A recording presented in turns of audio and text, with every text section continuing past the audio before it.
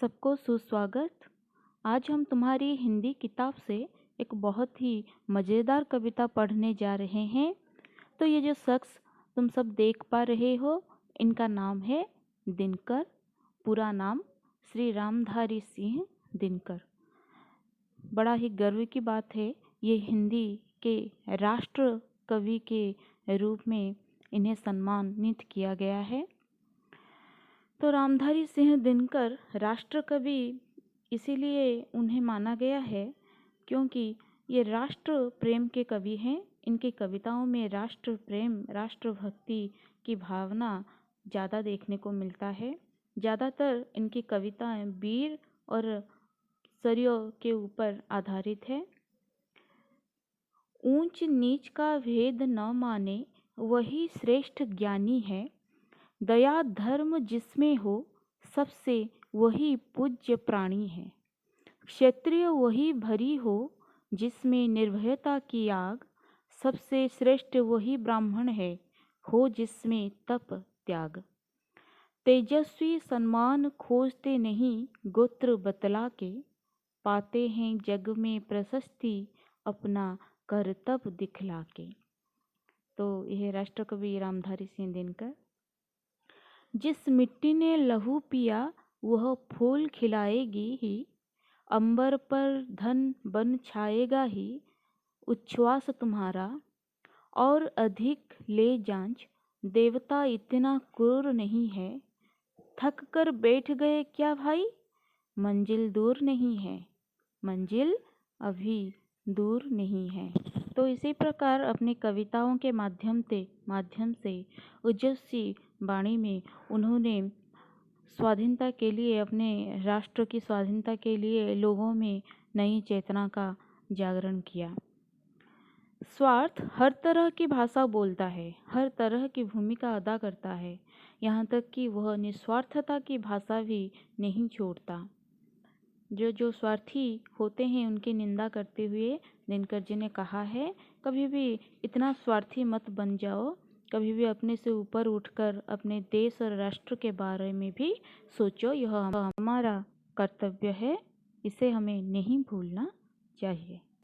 तो आज हम पढ़ेंगे तुम्हारी किताब से उनकी एक कविता, चांद का झिंगोला। रामधारी सिंह दिनकर जी का जन्म 30 सितंबर सन 1908 को सिमरिया घाट, मुंगेर, बिहार में हुआ। छात्रावस्था में ही दिनकर का ओजस्वी कवि रूप सामने आ गया। दिनकर राष्ट्रीय भावधारा के प्रमुख कवि रहे। उन्हें शौर्य और वीरता का कवि भी माना जाता है। दिनकर जी की बहुमुखी प्रतिभा का विस्तार गद्य और पद्य दोनों में हुआ है। उनके काव्य ग्रंथों में प्रमुख हैं रेणुका, हुंकार, रसवंती, कुरुक्षेत्र, रश्मिरथी, उर्वशी, हारे को हरिनाम, बापू, दिल्ली इत्यादि। गद्य ग्रंथों में प्रमुख हैं देश विदेश, मेरी यात्राएं, अर्धनारीश्वर, मिट्टी की ओर, रेती के फूल, संस्कृति के 4 अध्याय इत्यादि। दिनकर जी राज्यसभा के सम्मानित सदस्य रहे। भारत सरकार ने उनको पद्म भूषण की उपाधि से अलंकृत भी किया। उन्हें उर्वशी महाकाव्य के लिए ज्ञानपीठ पुरस्कार दिया गया। किस काव्य के लिए ज्ञानपीठ पुरस्कार मिला? उर्वशी महाकाव्य के लिए, इसे याद रखना। तो चांद का झिंगोला, यह कविता एक व्यंग्यात्मक कविता है। बच्चे दिन ब दिन बढ़ते हैं, इसीलिए उनकी पोशाक बड़ी साइज की बना ली जाती है। लेकिन चांद घटता बढ़ता अमावस के दिन बिल्कुल दिखाई भी नहीं देता है। वह चाहता है कि उसके लिए एक झिंगोला या कुर्ता सिलवा दिया जाए। माँ पूछती है, बेटा किस नाप का बनाया जाए जिसे तू रोज रोज पहन सके। तो इस कविता का सारांश यह है, इसमें एक मजाक और व्यंग छिपा हुआ है कि जो सदा अस्थिर के लिए कुछ नहीं किया जा सकता, जो सदा अस्थिर रहते हैं उनके लिए कुछ किया नहीं जा सकता। तो चलो पढ़ते हैं इस मज़ेदार कविता को, चांद का झिंगोला।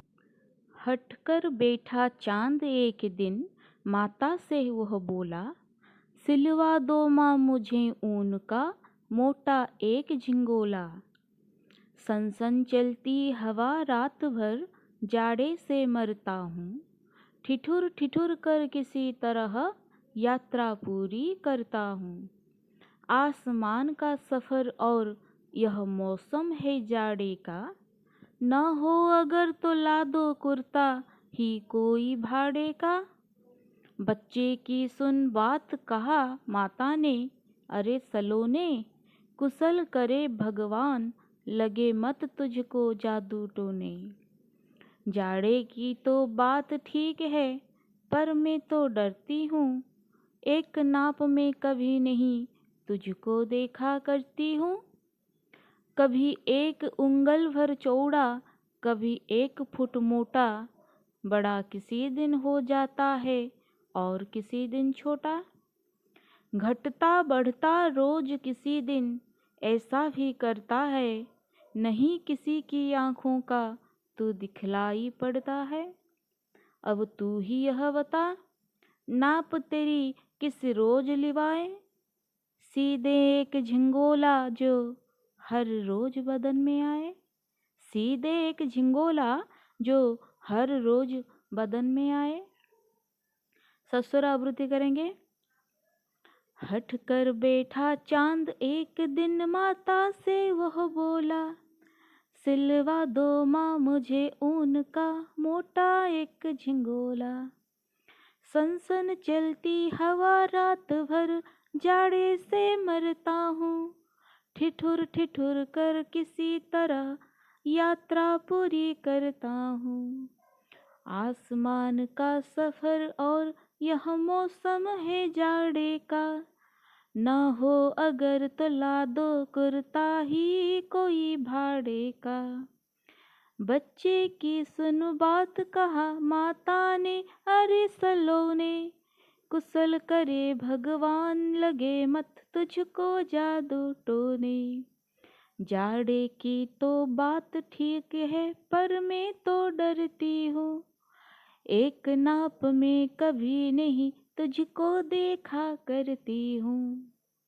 कभी 1 उंगल भर चौड़ा, कभी 1 फुट मोटा, बड़ा किसी दिन हो जाता है और किसी दिन छोटा।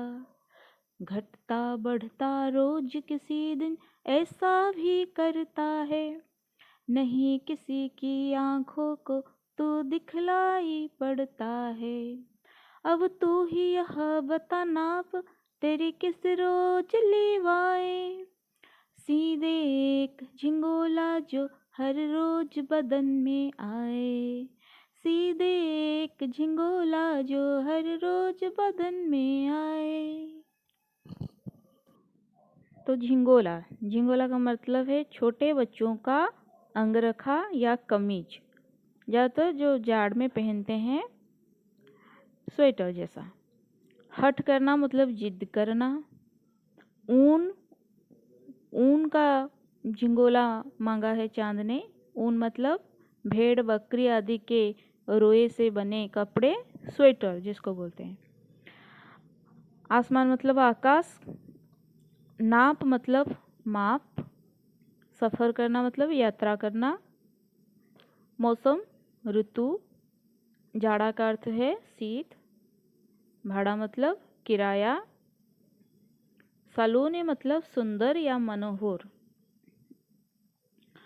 तो चांद ने क्या किया, एक दिन हट करके बैठ गया, जिद पकड़ के बैठ गया। छोटे बच्चे जिद करते हैं तो चांद भी एक दिन, चांद ने भी जिद पकड़ के बैठ गया कि क्या चाहिए उसको।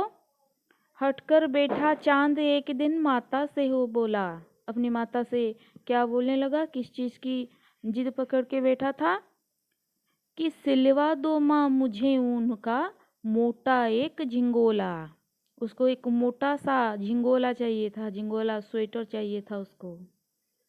सनसन चलती हवा रात भर, जाड़े से मरता हूँ। बड़ा ही दुखी हो गया है चांद अपने माता से अपना दुख कह रहा है कि तुझे पता नहीं माँ, जब मैं आसमान में रहता हूँ रात को, हवा सनसन करके ठंडी हवा चलती है, रात भर ठंडी हवा चलती रहती है, और जाड़े के कारण, शीत के कारण मेरी हालत तो बुरी ही हो जाती है, जाड़े से मैं मरता हूँ। ठिठुर ठिठुर कर किसी तरह यात्रा पूरी करता हूँ। ठिठुर ठिठुर कर मतलब जब हमें चलने की इच्छा नहीं होती है और कष्ट के बावजूद हम किसी भी तरह चलने की कोशिश करते हैं रुक रुक कर। आसमान का सफ़र और यह मौसम है जाड़े का। मुझे तो आसमान में खुला आसमान है और ये फिर मौसम ऊपर से ठंड का मौसम है, जाड़े का मौसम है। तो चांद आसमान में यात्रा करता है ठंड में। तो कह रहा है, ना हो अगर तो ला दो कुर्ता ही कोई भाड़े का। अगर तुम्हारे पास मेरे लिए झिंगोला बनाने के लिए पैसा नहीं है और सामर्थ्य नहीं है, तो एक भाड़े का ही कुर्ता मेरे लिए ले आओ, किराए पर ही एक कुर्ता ले आओ। तो बच्चे की सुन बात कहा माता ने। बच्चे की ऐसी बातें सुनकर माता ने कहा, तो समझाने के लिए माता बोल रही है, अरे सलोने, चांद तो हम उदाहरण देते हैं, चांद सा मुखड़ा मतलब बहुत ही सुंदर है देखने में। अरे सलोने, कुशल करे भगवान, भगवान हमेशा तुझे अच्छे में रखे, कुशल करे तेरा। लगे मत तुझको जादू टोने, तुझे किसी भी प्रकार का जादू टोना कोई ना कर दे, क्योंकि तू दिखने में इतना ही सुंदर है। पर जाड़े की तो बात ठीक है, तू जो बोल रहा है तो सही बोल रहा है, ये तो जाड़े का मौसम है। पर मैं तो डरती हूँ, मुझे तो हमेशा डर लगा रहता है कि शायद तू तो देखने में इतना सुंदर है, कोई तुझ पर जादू टोना कोई ना कर दे।